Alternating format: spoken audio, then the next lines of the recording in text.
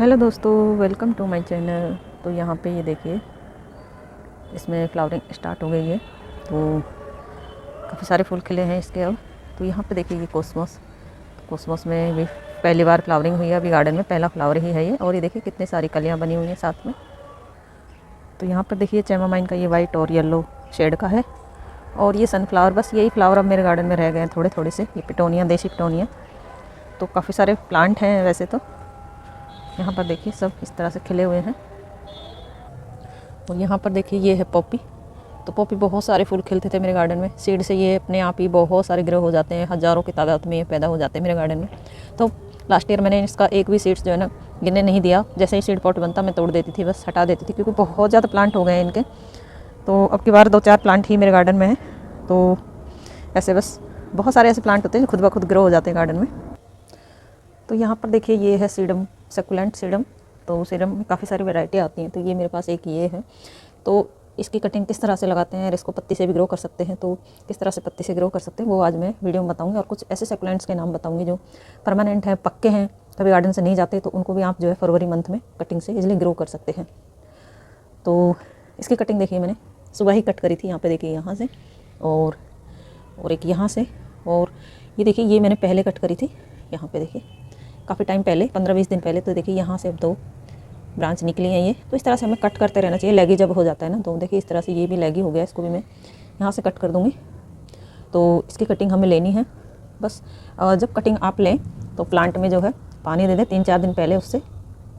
तो फिर क्या है कि प्लांट हमारा अच्छा हो जाता है, हेल्दी हो जाता है और अपने आप को मजबूत कर लेता है एक तरह से। तो पत्ती से ग्रो करते हैं तब भी हमें इसमें 3-4 दिन पहले इसमें पानी दे देना चाहिए। तो पत्ती जो है ना बिल्कुल अच्छे से स्ट्रॉन्ग हो जाती है। और जब हम उसको हटाते हैं प्लांट से तो बहुत ईजिली हट जाती है। तो पत्ती भी इस तरह से लेनी चाहिए। देखिए बिल्कुल ये नोड एरिया बिल्कुल शार्प होना चाहिए इस तरह से। तो अगर पत्ती पीछे से टूटेगी नहीं यहाँ से तो आपकी ग्रो नहीं होगी।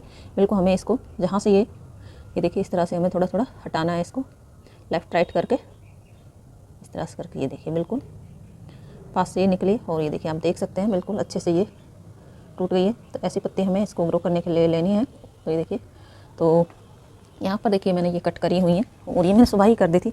तो हमें सबसे पहले इनकी कटिंग लेने से पहले यही ध्यान रखना है, कटिंग हमको जब भी लगानी है तो 1-2 दिन हमको थोड़ा इनको कट करके रखना है। चाहे तो आप सुबह काट लीजिए, शाम तक कट करके रख लीजिए। तो 1 दिन तो हमें कम से कम रखना ही है, चाहे हम पत्ती से लगाएं चाहे हम कटिंग से लगाएं। तो ये क्या है कि पत्ती से भी लगाएंगे ना तो भी हमें पत्ती को भी 2-3 दिन रखना होता है, तब जाके हमें लगानी होती है। तो देखिए पत्ती जो है ना मैच्योर होनी चाहिए। जो भी पत्ती हम लगाएंगे तो वो मैच्योर होनी चाहिए, नहीं तो जो नई पत्तियाँ होती हैं वो ग्रो नहीं हो पाती हैं जल्दी से। इनमें जो है ये अच्छे से दिन भर लेते हैं। और जो है जैसे हमारे सीड्स पकते हैं ना इस तरह से ये भी पक जाती हैं एक तरह से। तो ये ग्रो करने के लिए एकदम परफेक्ट होती हैं। पुरानी पत्तियाँ ही हमें लेनी है पत्तियों से अगर ग्रो करते हो। तो यहाँ पर देखिए ये भी हमें, ये देखिए इसको हमें बस थोड़ा सा इसमें जो मॉइस्चर होता है ना वो सुखाना होता है कटिंग से लेने के बाद। तो इसको चाहे आप 1 दिन रखिए, 2 दिन रखिए, तो इनको शेड में रख दीजिए जहाँ भी ब्राइट लाइट अच्छे से इनको मिलती रहे। ये नहीं कि आपने रूम में ले जाके रख दिया, तो वो दिक्कत तो कुछ भी नहीं है, लेकिन फिर भी आपको बाहर रखना है, इस बात का ध्यान रखना है। तो ये देखिए इस तरह से हेल्दी है बिल्कुल ही ब्रांच जो है। तो इसकी छोटी छोटी कटिंग भी चल जाती है, कोई भी सकुलेंट प्लांट्स होते हैं। तो ये देखिए ये जो है ना शेड में रहता है मेरा। और ये देखिए ये भी यही प्लांट है सेम, उसी प्लांट में से मैंने ये वाली कटिंग से लगाई थी। तो ये देखिए इस तरह से ये ग्रीन होती है, ये पूरे दिन धूप में रहती है। तो देखिए कितना अच्छा कलर इसका निकल कर आ रहा है। तो धूप में अच्छे से इसको धूप में ही रखना है, तो धूप में क्या है इसका कलर अच्छे से निकल कर आएगा। और इसमें जो है फ्लावरिंग भी होती है। तो इसको देखिए, और जो भी आप सकुलेंट प्लांट्स लगाते हैं ना सबको हमें इसी तरह से लगाना है। तो ये देखिए कट करके हमें रख लेना है, 1 दिन रखिए चाहे आप 2 दिन रखिए। तो इस तरह से हमें कट करके रख लेना है और उसके बाद इसको मिट्टी में हमें लगाना है। तो मिट्टी इसकी हमें नॉर्मल बनानी होती है, नॉर्मल सॉइल जो होती है। बहुत ज़्यादा कि कुछ लोग सोचते हैं कि सकुलेंट्स हमारे पास चलते नहीं है, पता नहीं हमसे मिट्टी बनती है, सही नहीं बनती है, क्या नहीं है। तो मिट्टी बिल्कुल नॉर्मल होती है इसकी। 1 भाग मिट्टी, 1 भाग रिवर सैंड और 1 आप खाद ले लीजिए, काउडंग कंपोस्ट या गोबर की खाद जो भी है। मैं तो गोबर की खाद यूज़ करती हूँ। तो इस तरह से आप जो है उसमें थोड़ा सा चारकोल मिला लें। तो ये 2-3-4 चीज़ें मैं मिलाती हूँ, ज़्यादा कुछ नहीं मिलाती। तो परफेक्ट मिट्टी इसकी बनती है। और आप देख सकते हैं ये भी मैंने इसी तरह से मिट्टी में, नॉर्मल मिट्टी आपको लग रही होगी, तो मिट्टी को देख के यहाँ पहचान सकते हैं कि नॉर्मल है बिल्कुल। तो इस तरह की मिट्टी इसकी तैयार करनी है, ज़्यादा कोई बहुत ज़्यादा अलग मिट्टी नहीं होती है इसकी। तो ये कटिंग हमें लेनी है इस तरह से। तो जो भी आप कोई भी सकुलेंट प्लांट्स लगाओगे ना सबकी ऐसे ही लेनी है। और देखिए इस तरह से पत्तियाँ हमें हटा लेनी है सभी के नीचे से। तो यहाँ पर देखिए मैंने ये मिट्टी इसकी तैयार करी हुई है हैंगिंग में, मैं इसको लगाऊंगी। तो बहुत हार्डी है ये, पूरे बारिश में, पूरे टाइम बारिश में ही रहता है, पूरी गर्मियों की फुल धूप में ये रहता है। तो बहुत ही हार्डी प्लांट है ये। तो कभी भी ख़राब नहीं होता है। तो बस इसको हमें इसी तरह से लगाना है। ये मैंने सुबह ही अच्छे से गुड़ाई करी तैयार करके मिट्टी की, और ये काफ़ी दिन से धूप में ही थी, तो इसको बस इसी तरह से हमें लगाना है। कुछ भी इसमें हमें नहीं लगाना है। तो अगर आपके पास फंजीसाइड है तो वो भी आप मिट्टी में डाल सकते हैं, नहीं तो आप राख का 1 चम्मच राख आप जो है इसमें डाल सकते हैं। वो भी फंजीसाइड का ही काम करती है, बहुत अच्छा होता है। जो हम चारकोल डालते हैं ना वो भी फंजीसाइड का ही काम करता है, और जो वो है मॉइस्चर भी होल्ड रखता है। तो ये देखिए बस मिट्टी इसकी भी बिल्कुल, सुबह ही इसको मैंने पानी दे दिया था ताकि जो है हम कटिंग लगाएं वो अच्छे से लग जाए, इधर उधर हिले ना लगाने के बाद मतलब। तो इसने अच्छे से पानी सोख लिया है मिट्टी ने। तो ये देखिए बस इनको लगाने के बाद इस तरह से हल्का हल्का प्रेस कर देना है। और इसको जो है इन दिनों में फरवरी में तो धूप काफ़ी अच्छी हो जाती है वैसे तो, लेकिन बहुत अच्छी ठंड भी होती है। तो इसको जो है फुल धूप में ही रखना है, ज़्यादा इनको शेड में नहीं रखना है कि इनको हमें शेड में रखना है अभी।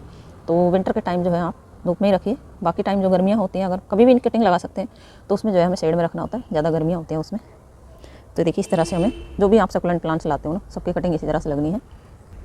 तो यहाँ पे देखिए ये है इसका मेन प्लांट, मदर प्लांट, जिनमें से मैंने कटिंग लगाई है जगह जगह। तो काफ़ी सारी कटिंग्स बना ली है मैंने, इनसे प्लांट बना लिए हैं।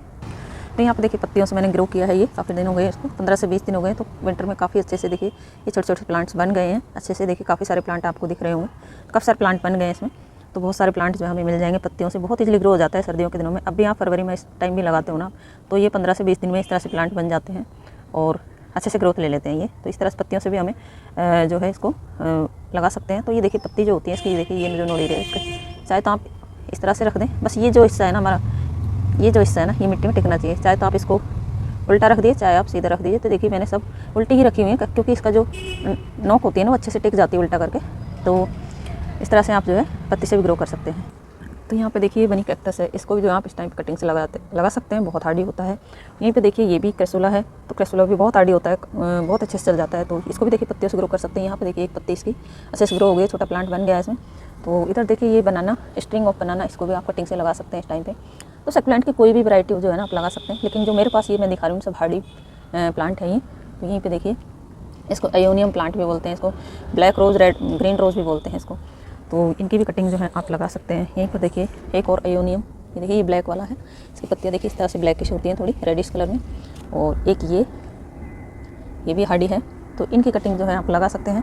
तो काफ़ी सारे सकुलेंट्स आते हैं यहीं पे देखिए। हवर्तिया भी काफ़ी हार्डी होता है, इसको भी आप जो है बेबी प्लांट से आप लगा सकते हैं। तो काफ़ी सारे हार्डी प्लांट हैं ऐसे जो आप कटिंग से लगा सकते हैं। तो यहाँ पर जो ये पत्तियाँ हैं इन्हीं के साथ इसी पॉट में मैं रख दूँगी इस तरह से उल्टी, और काफ़ी सारे प्लांट इसमें से बहुत जल्दी ग्रो हो जाएंगे। तो इन्हीं के साथ अगर इनको पत्तियों को लगा दें इन्हीं प्लांट के साथ, तो ये बहुत जल्दी ग्रो करते हैं, बहुत जल्दी ग्रोथ भी करती हैं। तो सबको मैं इसी में रख दूँगी, काफ़ी घनी हो जाएगी ये हैंगिंग मेरी। तो बस इसी तरह से आप भी जो है ग्रो कर सकते हैं।